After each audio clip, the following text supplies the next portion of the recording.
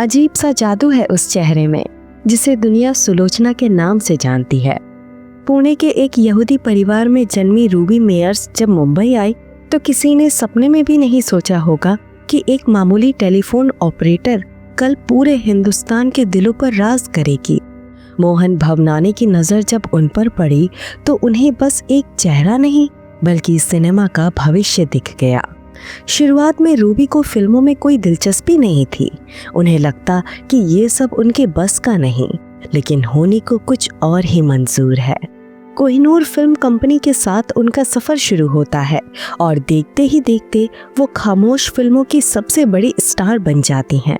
Ruby की जड़ें उन बगदादी यहूदियों से जुड़ी थी जो 18वीं सदी के आखिर में इराक, बसरा और अलेप्पो से भागकर भारत आए थे।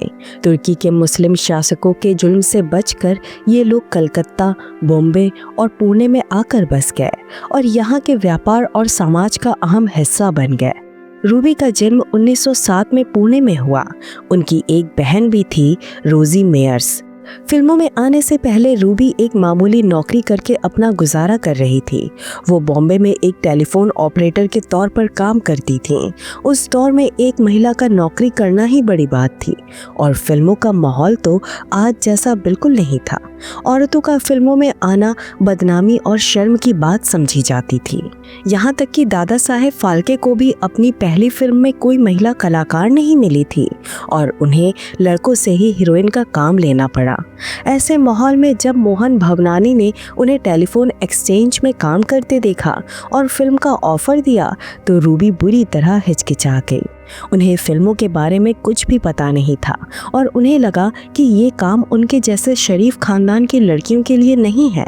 पर भवनानी को उनकी उन भूरी आंखों में एक गजब की कशिश दिखी थी और वो पीछे पड़े रहे। जब उन्होंने लीड रोल का लालच दिया तब जाकर रूबी का मन बदला। 1925 में वीर बाला से उनका सफर शुरू हुआ और अपनी यूरोपीय जड़ों को छिपाने और देसी दर्शकों से जुड़ने के लिए उन्होंने अपना नाम सुलोचना रख लिया। जल्द ही सुलोचना इंपीरियल फिल्म कंपनी की जान बन गई। उनकी चमक ऐसी थी कि नरगिस, मधुबाला और मीना कुमारी जैसे सितारों के आने से बहुत पहले सुलोचना ने वो मुकाम हासिल कर लिया था जिसकी कोई कल्पना भी नहीं कर सकता था।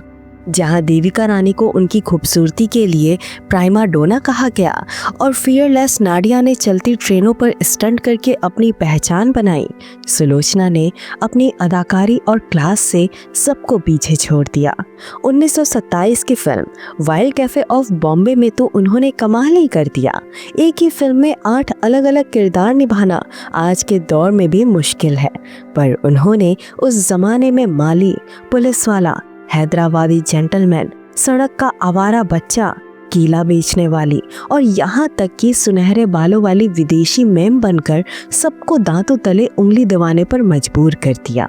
उनकी शोहरत का अंदाज़ा इस बात से लगाइए कि उनकी मासिक तनख्वाह 5,000 रुपए थी, जो उस वक्त बॉम्बे के गवर्नर की सैलरी से भी ज़्यादा थी। वो अपनी 1935 मॉडल की शानदार शेवरले में घूमती और लोग बस उनकी एक झलक पाने को तरसते। शोहरत के इस आसमान पर उनकी जोड़ी बनी डी बिमिरोलिया के साथ। बिली मोरिया का अंदाज हॉलीवुड स्टार जॉन बैरीमोर जैसा था और सुलोचना अपनी क्वीन ऑफ रोमांस वाली छवि के साथ उनके सामने होती। 1933 से 1939 के बीच इस जोड़ी ने पर्दे पर आग लगा दी।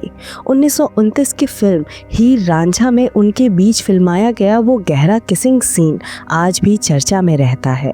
उस वक्त के सिनेमा में इतनी आज़ादी थी जो शायद 1947 के बंटवारे और सेंसरशिप के आने के बाद छिन गई। उनकी लोकप्रियता इतनी ज़्यादा थी कि जब महात्मा गांधी की खादी प्रदर्शनी की फिल्म दिखाई जाती तो दर्शकों को खींचने के लिए उसमें सुलोचना का माधुरी फिल्म वाला डांस जानबूझकर जोड़ा जाता था।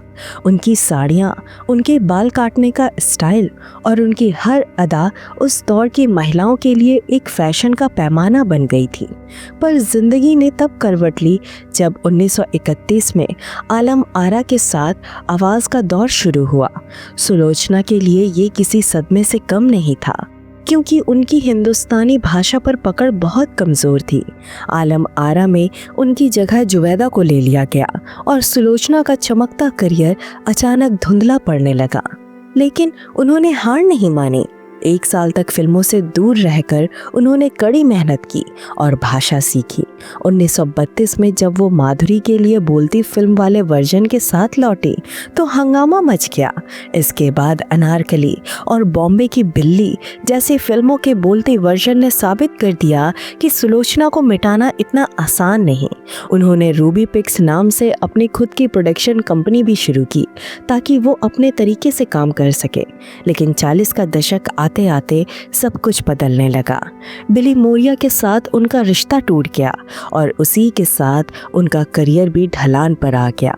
नई और जवान हीरोइन जब पर्दे पर कब्जा कर रही थीं, सुलोचना को अब लीड रोल मिलना बंद हो गए।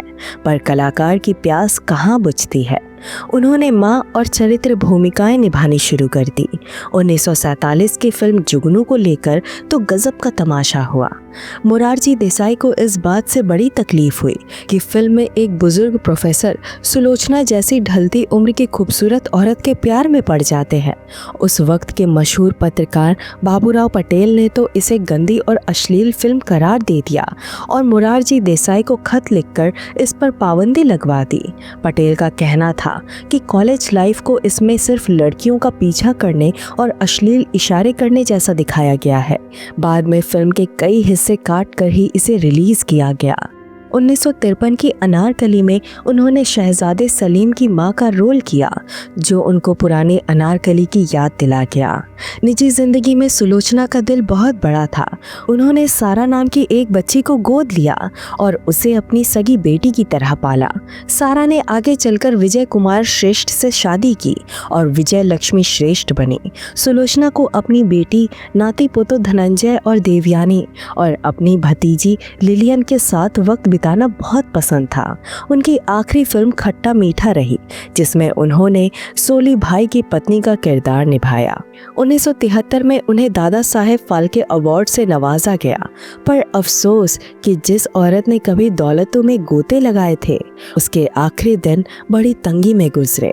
वार्डन रोड के अपने छोटे से फ्लैट का किराया देना भी उनके लिए दूभर हो गया था, जिसकी वजह से फिल्म फेयर को कलाकारों के लिए फंड शुरू करना पड़ा। 1983 में दिल का दौरा पड़ने से वो इस दुनिया से चली गईं। वो भले ही तन्हाई में मरी, पर उनके परिवार और चाहने वालों के पास उनकी वो यादें आज भी सुरक्षित हैं, जो बताती हैं कि रूबी मेयर्स सिर्फ एक नाम नहीं, बल्कि भारतीय सिनेमा का वो सुनहरा अध्याय है जिसे कभी भुलाया नहीं जा सकता।